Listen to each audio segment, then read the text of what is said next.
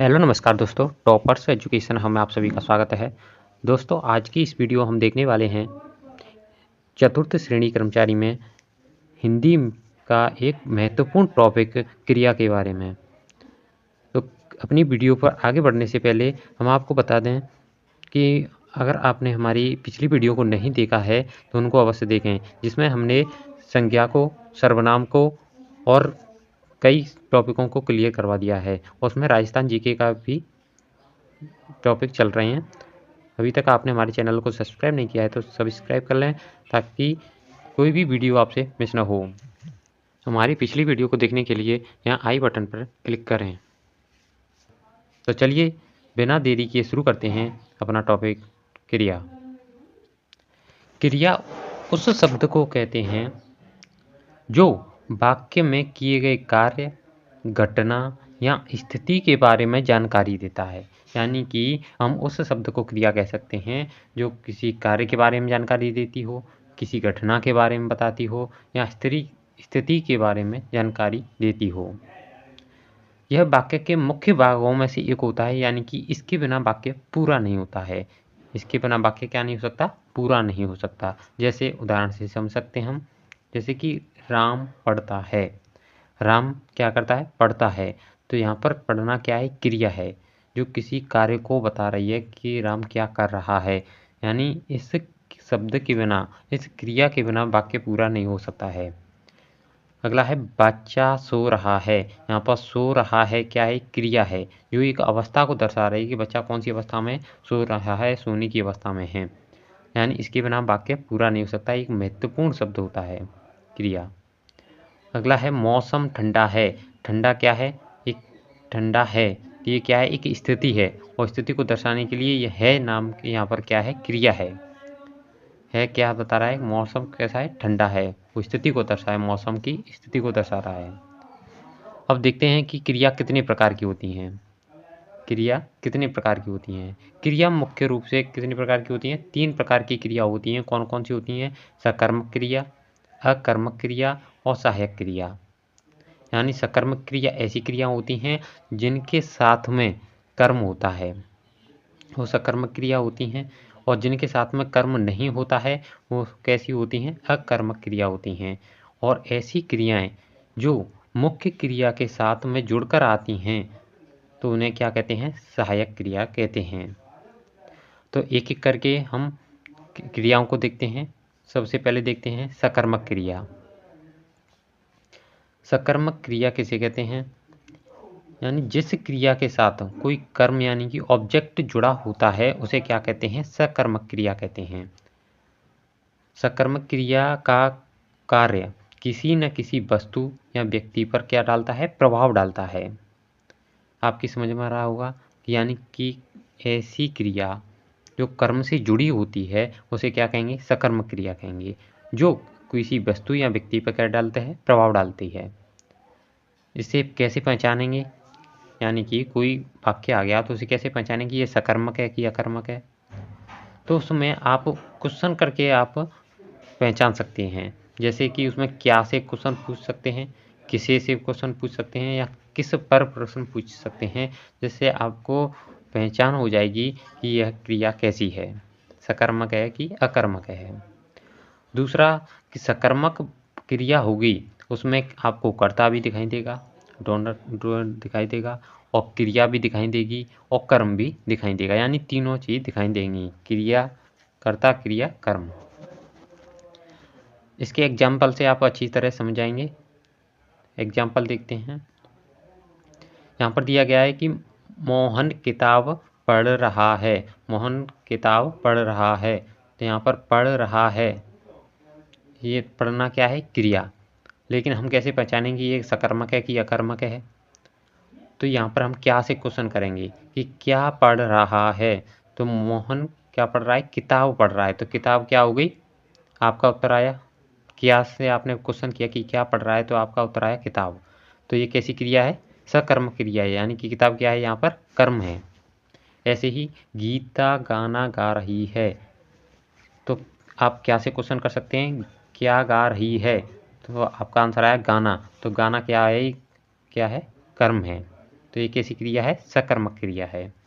रमेश ने मुझे बुलाया, तो यहाँ पर किसे बुलाया? तो ये आपका आंसर आया मुझे। तो यहाँ पर मुझे क्या है? कर्म है। तो ये कैसी क्रिया हो गई? सकर्मक क्रिया हो गई। पिताजी ने पत्र लिखा, तो क्या लिखा? पत्र लिखा। आंसर निकल के आया। तो ये कैसी क्रिया हो गई? सकर्मक क्रिया हो गई।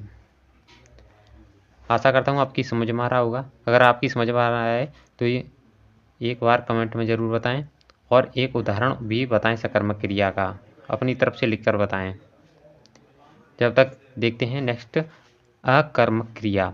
अकर्मक क्रिया किसे कहेंगे? देखते हैं। ऐसी क्रिया जिसके साथ कोई ऑब्जेक्ट यानी कि कर्म नहीं होता है उसे क्या कहते हैं? अकर्मक क्रिया कहते हैं। और इसका प्रभाव किसी वस्तु या व्यक्ति पर नहीं पड़ता है।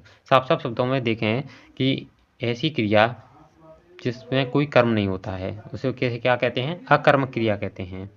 यानी कार्य करने वाला क्रिया को भोगता है, यानी कर्म होता नहीं है तो कार्य करने वाला ही क्रिया करता है,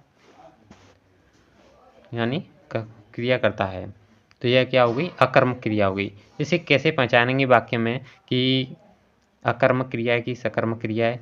उसी प्रकार पहचानेंगे जैसे ही हमने सकर्मक क्रिया को पहचाना था।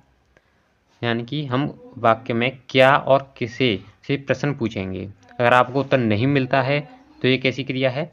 अकर्मक क्रिया है। अगर आपको क्वेश्चन का आंसर मिल जाता है तो कैसी क्रिया है? सकर्मक क्रिया है। इसमें आपको दो ही मिलेंगे वाक्य में, एक तो कर्ता मिलेगा और एक क्रिया मिलेगी। इसे उदाहरणों की सहायता से और अच्छी तरह समझ लेते हैं। जैसे कि बच्चा सो रहा है। बच्चा क्या कर रहा है? सो रहा है। तो यहाँ पर हम क्या से क्वेश्चन करके देखते हैं। बच्चा क्या कर रहा है? क्या कर रहा है? सो रहा है। यानी कि बच्चा सोने की क्रिया कर रहा है। तो सोना क्या है? एक क्रिया है। यहाँ पर कर्म नहीं है, यहाँ पर कर्म नहीं है। पक्षी उड़ रहे हैं। पक्षी उड़ रहे हैं तो उड़ना क्या है? क्रिया है। यहाँ पर कर्म नहीं है। यानी इसमें आता कि किसके द्वारा उड़ रहे हैं कि यहाँ कोई ऑब्जेक्ट चाहता तो यहाँ क्या होता? कर्म आ जाता। ये कैसी क्रिया है? अकर्म क्रिया है, यानी कि कर्म नहीं है। यहाँ पर पक्षी क्या है? करता है और उड़ना क्या है? क्रिया, यानी कर्म नहीं है, एब्सेंट है। मीनू हंस रही है। तो मीनू यहाँ पर क्या है? करता है। हंसना क्या है? क्रिया। तो ये दोनों के द्वारा क्रिया हो रही है। मीनू और हंसना ये सब क्या है? कर्ता और क्रिया हैं, यानी इसमें कर्म उपस्थित नहीं है। तो ये कैसी क्रिया है? अकर्मक क्रिया है। नेक्स्ट है पानी बह रहा है। पानी क्या है? कर्म है। और पानी क्या है? करता है। बहना क्या है? क्रिया है। यहाँ पर कर्म उपस्थित नहीं है। तो ये कैसी क्रिया है? अकर्मक क्रिया है, जिसे आप आसानी से पहचान सकते हैं। आशा करता हूँ आपको ये समझ में आ रहा होगा। नेक्स्ट उदाहरण है वह भाग रहा है। तो वह क्या है? यहाँ पर करता है। भागना क्या है? क्रिया है। तो ये कैसी है? अकर्मक क्रिया का उदाहरण है, यानी इसका प्रभाव किसी पर नहीं पड़ रहा है, कर्ता पर पड़ रहा है। नेक्स्ट देखते हैं सहायक क्रिया। सहायक क्रिया किसे कहते हैं? सहायक क्रिया वह होती है जिसमें स्वयं का कोई अर्थ नहीं होता, यानी सहायक क्रिया का स्वयं का कोई अर्थ नहीं होगा, बल्कि यह मुख्य क्रिया के साथ मिलकर के वाक्य को पूरा करती है। वाक्य को काल के अनुसार, उसके प्रकार के अनुसार, उसके पक्ष के अनुसार, यानी उसके मूड के अनुसार, उसकी दशा के अनुसार उसे क्या करती है? दर्शाती है। वो होती है क्या? सहायक क्रिया। इसे कैसे पहचानें कि ये सहायक क्रिया है? ये सहायक क्रिया होती है वो मूल क्रिया के साथ में वाक्य में है, था, हूँ, हो, रही है, रहे थे, चुका है, ऐसे रूपों में देखने को मिलेगी। यह मुख्य क्रिया के साथ में ही मिलेगी और यह सहायक क्रिया वाक्य को अर्थपूर्ण बनाएगी और पूर्ण रूप से स्पष्ट समझाती है, वाक्य को पूरी तरह समझाती है। इसके उदाहरण से आप अच्छी तरह समझेंगे। तो उदाहरण देखते हैं। अगर आपको समझ में आ रहा है तो कमेंट में ज़रूर बताएं और इसका एक एग्जाम्पल जरूर दें। एक एग्जाम्पल किसका? सकर्मक क्रिया का, अकर्मक क्रिया का और सहायक क्रिया का। तो सहायक क्रिया के एग्जाम्पल देखते हैं। वह पढ़ रहा है। वह पढ़ रहा है। यहाँ पर रहा है क्या है? एक सहायक क्रिया है। क्या है? एक सहायक क्रिया। जो किसके साथ जुड़ रही है, मूल क्रिया के साथ। मूल क्रिया क्या है यहाँ पर, पढ़ना। मूल क्रिया क्या है यहाँ पर, पढ़ना।